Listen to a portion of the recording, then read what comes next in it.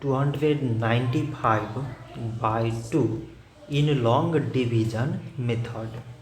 So 2 times 1 means 2.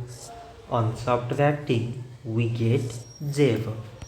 So now we put down the number beside this 9 and we remove this 0. So 2 times 4 means 8. On subtracting we get 1. So now this 1 is less than 2. So we put down the number beside this 5.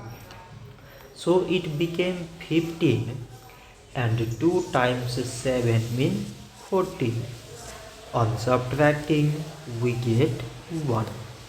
So now this 1 is less than 2 and there is no other number beside.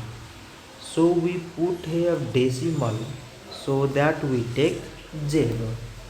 So now it became 10 and 2 times 5 means 10.